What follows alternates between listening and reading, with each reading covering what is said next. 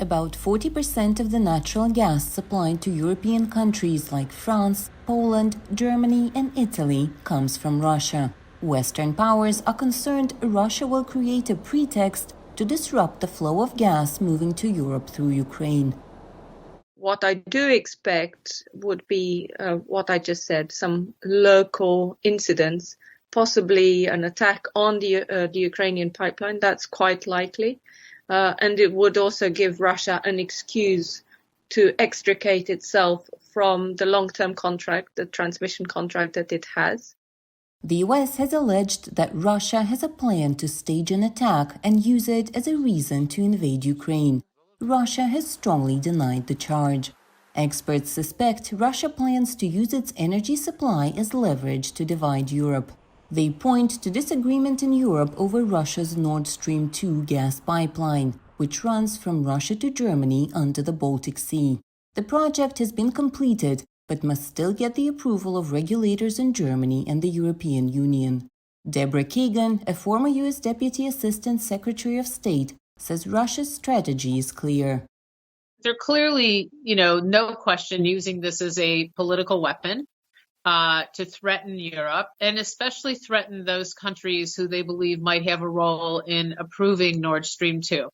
So Russia's ultimate goal is to get the European Union to change its antitrust rules to allow Russia to not only provide the gas, but own the pipelines and own the type of pressure and the amount of gas that goes through those pipelines.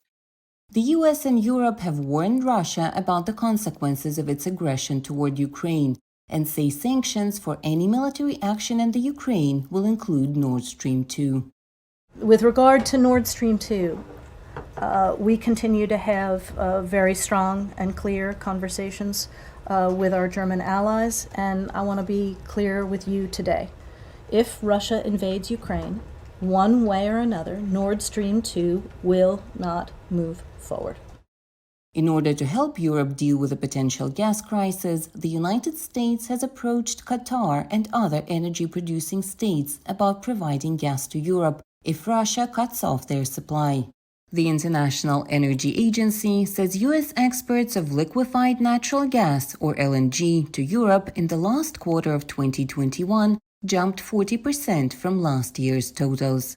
But experts say that won't be able to completely make up for the loss of Russian LNG in the short term. In January, imports of LNG in Europe have been almost at record levels, and half of those were in fact from the US. So there has been a lot of US LNG coming to Europe. Deborah Kagan believes, however, that a disruption of Russian supplies would directly affect not only Europe, but the US as well.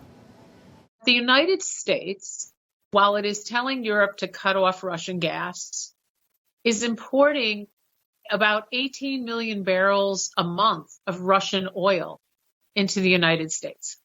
For their part, European countries say they will continue to look for alternative sources of energy to replace their reliance on Russian gas. For Oksana Bedratenko, narrates VOA News.